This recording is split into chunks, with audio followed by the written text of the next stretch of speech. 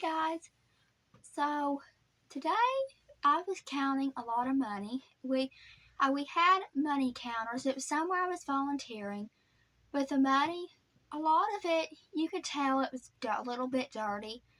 But the thing is about money, whether it looks dirty or not, there's a chance it's probably covered in germs because we don't know where money's been.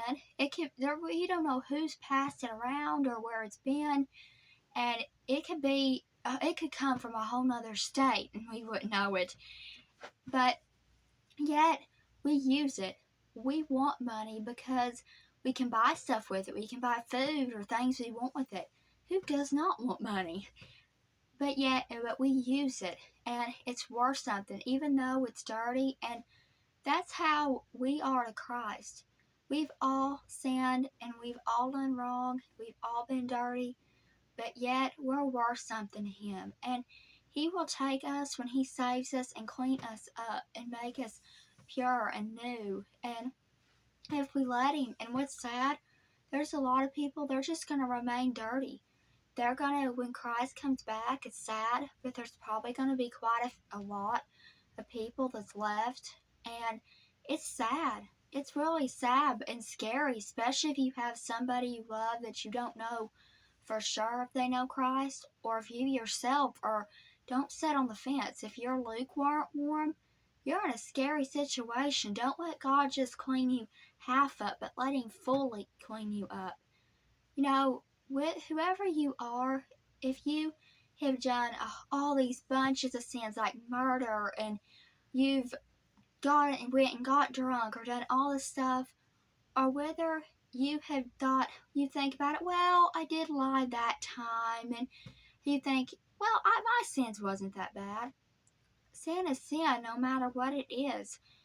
And yeah, there's sins that to us that seems like to Christians that are worse than others, but sin is sin no matter what it is. So if Jesus has saved you from that sin, you have a testimony no matter who you are. If no matter what's going on in your life, if you've accepted Jesus Christ and you've let Him clean you up, you have a testimony. That Jesus died for you and you accepted Him, and that He's making you new. And you know, be a light to the ones that they're remaining dirty, they're remaining in mud. Be a light to them if you have Jesus in you, because if you save one soul, you don't save souls. That came out wrong. You do not save souls. Jesus saves souls. But if you lead one soul to Jesus, if you lead one soul to Him in your whole life, that's worth this whole life going through it. That's worth going through the pain, the sickness, all of it. If you lead one soul to Him, it's Jesus that does the saving, not us. But people, they'll see your testimony. They'll see that Jesus lives in you.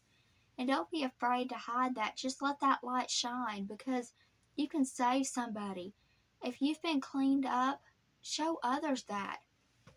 1 Peter chapter 4, verse 16-18. Yet, if any man suffer as a Christian, let him not be ashamed, but let him glorify God on this behalf. For the time is come that judgment must begin at the house of God. And if it first begin at us, what shall the end of them that obey not the gospel of God? And if righteousness scarcely be saved, where shall the ungodly and the sinner appear? That's a scary question. Think about it. You know, when on Facebook or whatever you're on, it's good to post something fun, but don't be afraid and don't hide Jesus or bury Him, because where are the people that don't know Him going to go? The people that all the mud and dirt is just sticking on them and sticking to them. Where are they going to go? What's going to happen? You know, if you know Jesus, you're faithful to Him, that's wonderful. And right now, God comes back, you're in heaven. What about the ones, though, that are lost? How would you feel if you get to heaven and God looks at you and you have not led one soul to Christ, and nobody's seen it? Just as bad, if not worse, nobody's even knew you knew Christ. How's that going to feel if God tells you that? You'll always don't be afraid and don't hide and don't. The thing you gotta do is just let people know you love God. That's what matters, is that God saved you and that He loves you and you love Him. So what matters is that you're letting God clean you up. So I hope you all know how much He loves you, and have a blessed day.